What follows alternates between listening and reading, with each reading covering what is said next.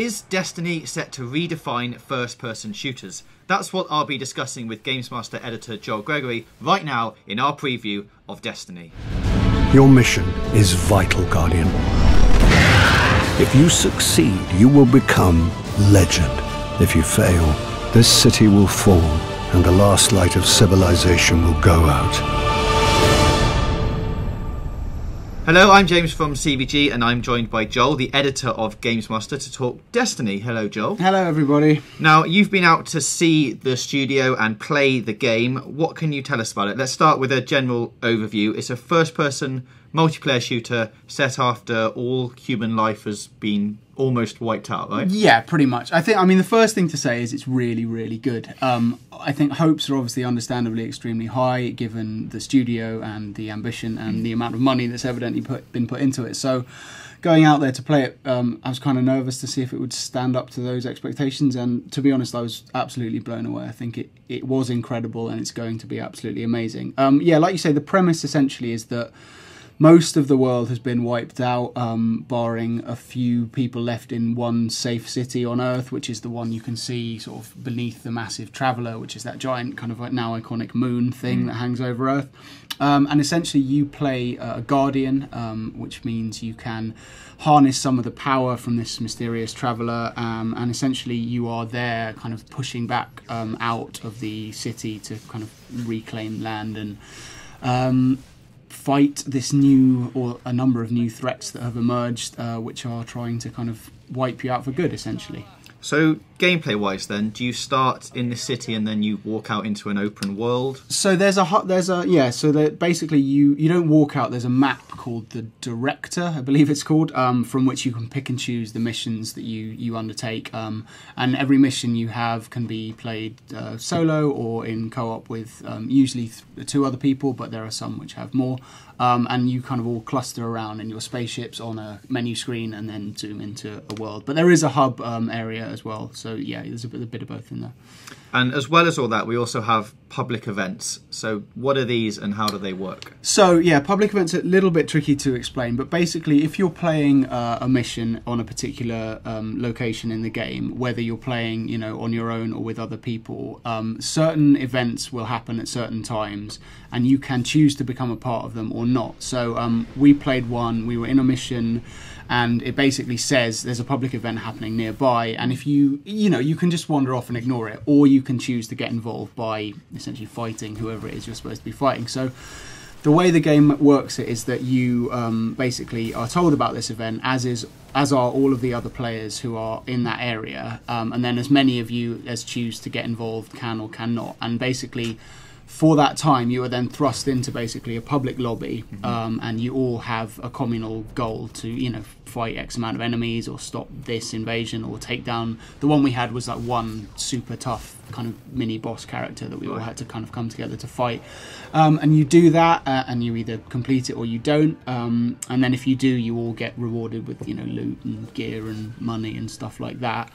And then as soon as it's over, essentially you are seamlessly transitioned back to your private game. Nice. So this is the game's big thing, and like one of the big ambitions is that it's trying to make single player or co-op or all of the bits you're doing integrated with kind of without you really knowing.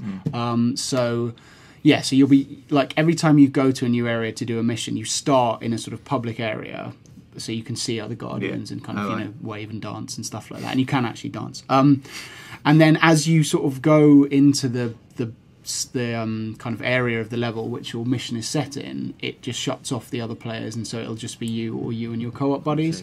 But then when a public event happens, you're back in the wider world, and then you're back again. And it did work really well. Like in fairness, we were inside the studio on their network, but you didn't really know when you were doing which. So that's a kind of way I think they're trying to introduce people to a more multiplayer dynamic who maybe think they don't want to play multiplayer, and then they're going, oh, I'm playing this and it's really fun. So you get to see more of the Destiny universe that way, I think. Nice.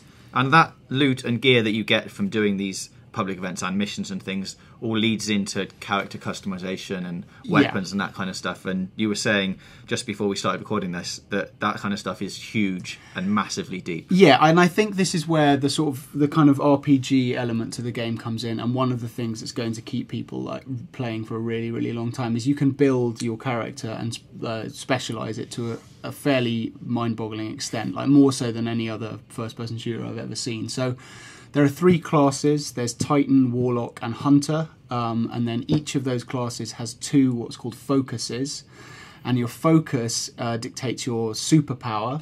So everyone has a superpower which you activate by tapping both shoulder buttons, but it also comes with like a suite of abilities around it. So things like your jumping power, so you can have like double jumps or sort of floaty jetpack thing, what kind of grenade you use, what kind of melee attack you have.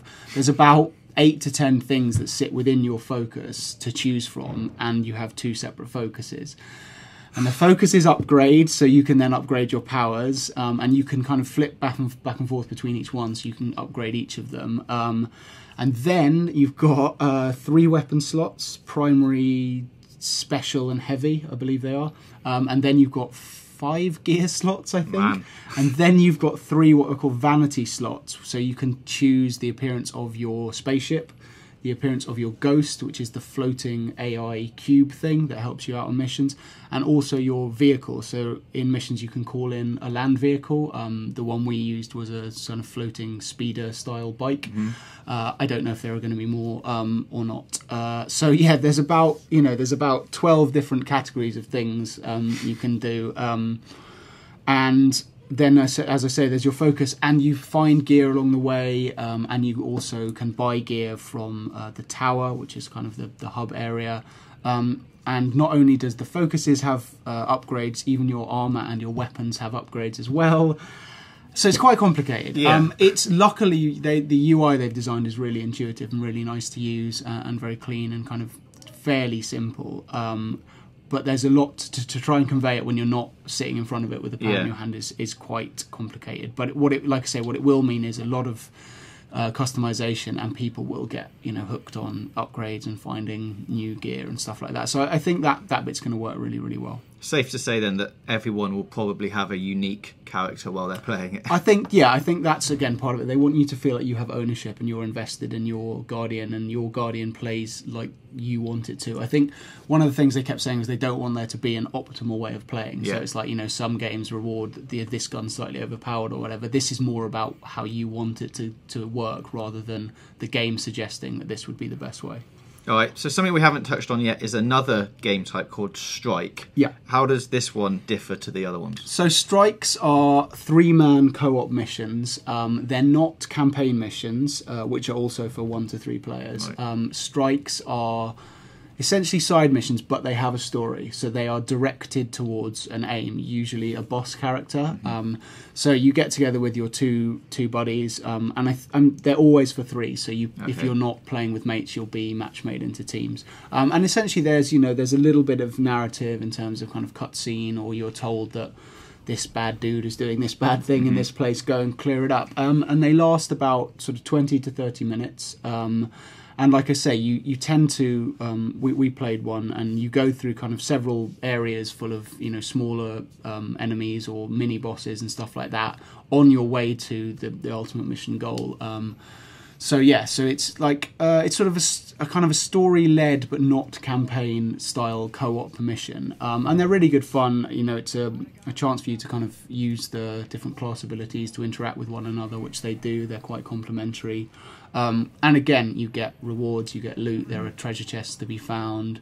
So it's something that you're not going to have to do to advance the story as far as I'm aware, but you will want to, because they're really quite good fun. And there's also another one called Patrols, if it wasn't enough already. I know, it's information overload. So yeah, Patrols can be done on your own, and they are essentially the kind of game's open world style not missions as such. You just explore, basically. Oh, right. You go into an area and you explore. So again, you can find loot, you can find treasure, you can uncover new areas that you didn't know about before. And then while you're there, you will also be set sort of mini objectives, so like collect so-and-so or destroy 3 blah blahs or whatever, stuff like that. But they're the kind of things you can do if you want to maybe just be on your own for a bit and kind of relax and just scour for loot or try out your new guns or things like that, basically. So finally then, as a summing up thing, would you say it's sort of a combination of the Borderlands customization with some elements of Halo and other things thrown in? So it's obviously got like Halo, echoes of Halo in kind of the art style, and ultimately it is a sci-fi shooter. But to me, it really felt like the kind of the best FPS mechanics from Halo mixed with the co-op of Borderlands with even more customization, mixed with the kind of addictiveness and lootiness of something like World of Warcraft, which is quite a heady fusion, but somehow I think they're going to make it work. Awesome. Well, for more on Destiny, don't forget to go and pick up a copy of GM, which is on sale, Joel. On sale 22nd of May with a beautiful Destiny piece of artwork on the cover. Brilliant. Thanks for joining us, Joel. And don't forget to subscribe if you like more Destiny content. War is coming. We barely survived the last. We must regain the offensive.